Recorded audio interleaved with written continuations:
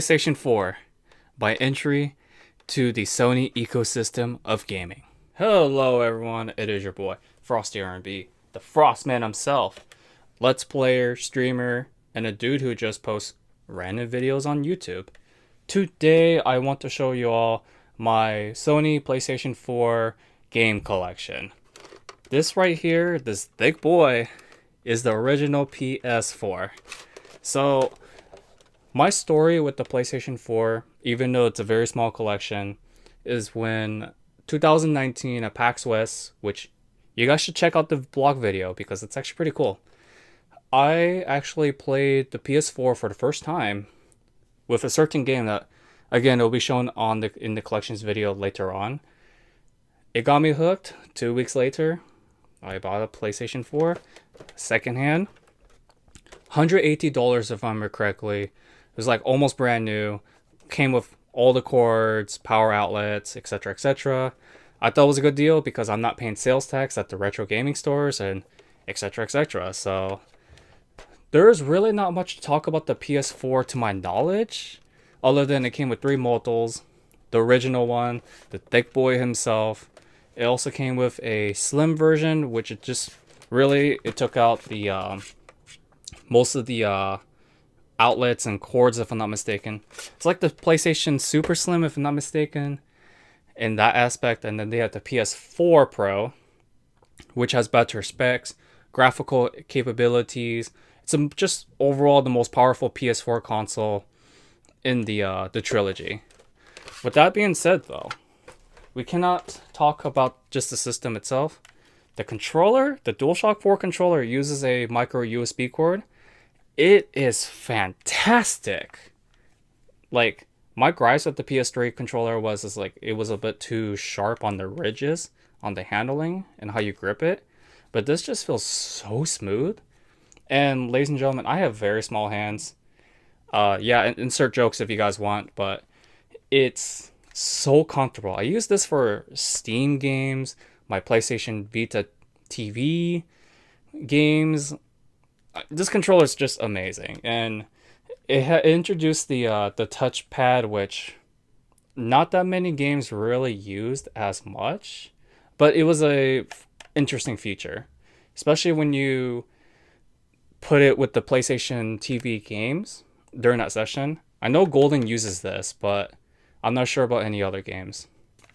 So with that being said, let's go ahead and jump into the games. We're going to be beginning with Final Fantasy VII Remake. So here's the gist of this. If you guys do not know, I'm someone who plays JRPGs for gameplay, music, and character interaction. I do not care for stories whatsoever in any type of media besides movies and manga books / anime. I avoided Final Fantasy for the longest time of my life because gameplay was a little bit too slow and basic from what I've seen from the older ones, and the new ones didn't really drag me in. But then I stumbled upon this beauty, Final Fantasy VII Remake. Not only does it have great music, interesting characters, hashtag Team Tifa, hashtag Team Tifa HD Booty, it's action JRPG, and I love that. And a lot of people give me criticism because JRPGs are just all about story and your role playing, yada yada. Let me tell you this. There are more than one way to enjoy a game, especially from different types of genres. JRPGs may not be for everyone, but they do not need to be exclusive for the same reasons. And Final Fantasy VII Remake proved me dead wrong. So, what do I mean by that? Final Fantasy VII Remake, not only does it have great music, gameplay is really, really good. Like, unlike most action JRPGs I've played recently, this one requires a little bit more strategy than just your typical hack and slash. So, the game comes with a data disk, which is installation, and then the entire game itself. And if I recall correctly, FF7 did not do the entire stories for the remake. I think this is divided into like separate arcs or chapters. So they're going to be releasing like part FF7 Remake Part 2, 3, etc., etc. I don't know if that's correct. Please do correct me in the comments down below. my knowledge of Final Fantasy is not great. But hey, I'm really loving this game so far. Great entry for someone who's very impatient like myself. Next up, we have Kingdom Hearts, the most cheesy game I've ever played in a JRPG. Yes, a lot more cheesier than Tales of Hearts are for PlayStation Vita. Now, it's not a bad thing. So Kingdom Hearts does this whole like cheesiness, full on friendship within like the first hour of that game or so. It's not a bad thing. It does its themes very well. Combat systems really fast paced. It's very fluid, very easy, but I love it. The themes really make this game stand out, especially with each different Disney franchises it features in this game. I have not gotten that far. The cheesiness just made me drop it, but I may return to this eventually. I just don't know when. And then we got to the game that got me into the PlayStation ecosystem. Persona 5 Vanilla and Royal. And then we can't forget my unboxing of the Phantom Thieves Collector's Edition. I highly recommend checking that video out if you guys are curious what's inside. With that being said, Persona 5 was actually the very first game I've ever played in the series. It's not my favorite, but it's really good. Now, as for which version you should get, I would highly recommend Royal because Vanilla, even though it's easy, Royal completely dumbs down the gaming difficulty. Like, I had to put it to the second highest difficulty because it's that easy. And I'm no art JRPG noob either. So I would say Vanilla is still worth playing if you want the whole like controversial ending segmentation that the internet really often argues about. But I would say this right now.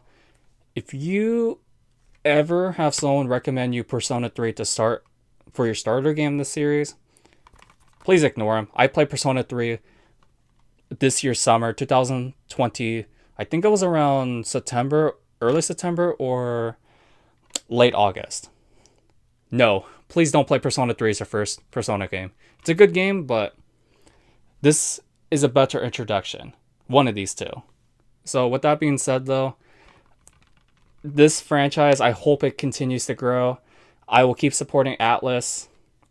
As of this recording, Persona 5 Strikers will be coming out on Steam and Switch and PS4. I think I might lean towards the PS4 copy, but we'll see. So if you guys have any choice, Royal is great. The only thing I will say though is get this on sale.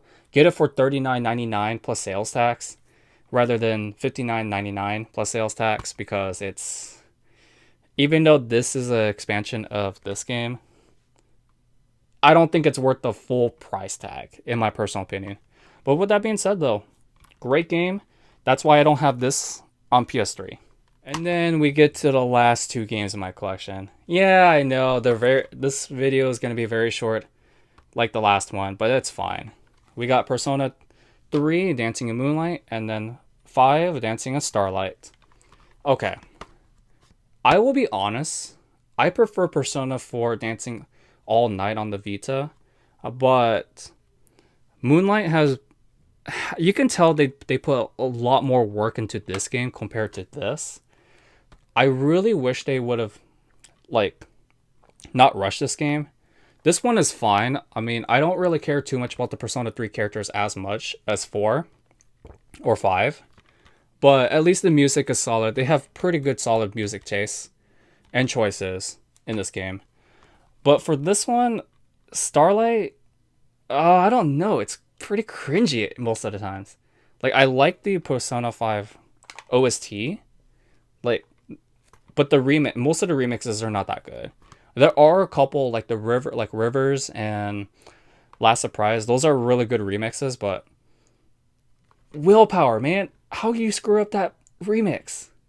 Like, that was the most cringy remix I've ever heard for the Atlas's history from what I've listened to. But other than that though, they're just rhythm games.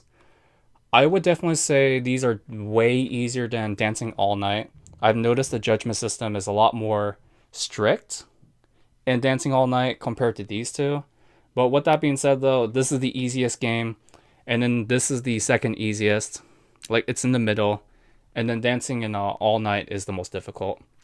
Because the chartings are very different between these two. But other than that, though, they're very similar to each other. That being said, ladies and gentlemen, I hope you enjoyed the video. Leave a comment, like, subscribe, especially annihilate the subscription button. But until then, this has been Frosty R&B. All I gotta say is, stay chilly, keep gaming, and I'll see you guys in the next one.